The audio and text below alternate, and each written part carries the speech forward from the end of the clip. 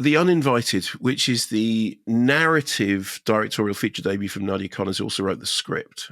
Previously made the documentary The 11th Hour, which Leonardo DiCaprio was involved in. We talked about that a little bit around the time of Killers of the Flower Moon. So this is a bittersweet Hollywood dramedy, to use the word that nobody should ever know. Sorry. Anyway, A-list cast, Elizabeth Reese, Rufus Sewell, Pedro Pascal, Walton Goggins, who, as we said, was recently in White Lotus season 3 and also happens to be Mr. Nadia Connors. So he is Sammy, a Hollywood agent on the brink of a midlife crisis whose very well-appointed lifestyle seems to be unraveling. He is about to co-host a party with his wife, Rose, Elizabeth Reese, who was once a celebrated stage actress, now seems to spend most of her time as the full-time mum to their son.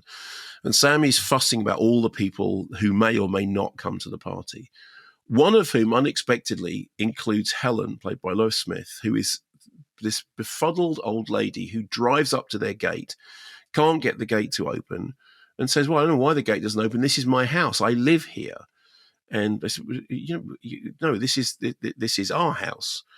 But she won't be told otherwise. Meanwhile, there's also Gerald, played by Rufus Sewell, who is Sammy's star client and who Sammy basically wants to have a conversation with about striking out in a new agency venture. Turns out that a very meaty dish has been prepared for him, but that's a problem because circumstances have changed. Here's a clip. No. Gerald is a vegan now. No, I literally just had a burger with him last week. Delia just turned Gerald into a vegan, okay? I have to get home. My husband is waiting for me. Oh, this is my husband, Sammy. Sammy. That's my husband's name. Are you my husband? I'm sorry. Who is this lady? Who are you? I'm suddenly so thirsty. Maybe Sammy can drive you home? It's 7 o'clock.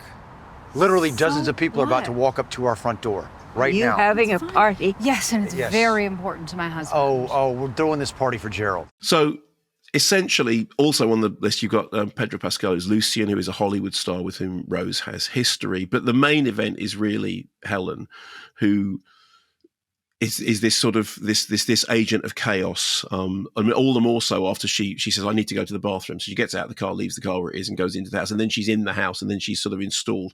And she's kind of this partly sort of holy fool. There's the sort of the truth sayer, the person who appears to be completely befuddled and doesn't know where she is, and yet says out loud the things that other people aren't able to say. You know, she sees through the facade, she sees through the glamour, she sees through the lies, and brilliantly played by Lois Smith, who has an extraordinary career. And it was fantastic not so long ago in Marjorie Prime, which I really liked. So this is a decent, if somewhat slight, Hollywood drama. It has few rough edges and fewer surprises. I mean, in many ways, it's like one of those drawing room stage plays. You can watch the first 5 minutes, you can say, okay, I know what's going to happen. This is because you're not really watching it for the surprise of what the narrative is.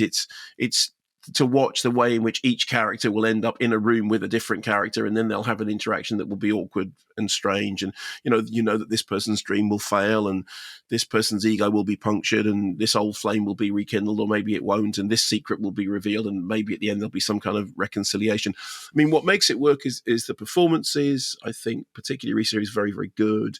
I'm not sure that I actually cared about anybody. And I always think that is a problem. I mean, we were talking recently about the studio, and in the studio, it's the same kind of characters, but in the studio, they're being mercilessly satirized and sort of torn apart for laughs. And in the case of this, you're sort of asked to just spend time in their company and become involved in them. And although their lives are being punctured as egotistical and all the rest of it, I don't know that I actually cared that much about anyone. Lois Smith has a lot of fun. Her role kind of reminded me a little bit of, do you remember June Squibb in Nebraska, playing sort of, the older woman who's seen it all and doesn't care who she says, what she says, or who she says it to, I think Walton Goggins is well cast as this kind of narcissistic nitwit who makes everything about himself and takes himself far too seriously. So it's fine. I don't know that I'll remember much about it next week, but it's fine and it's well played.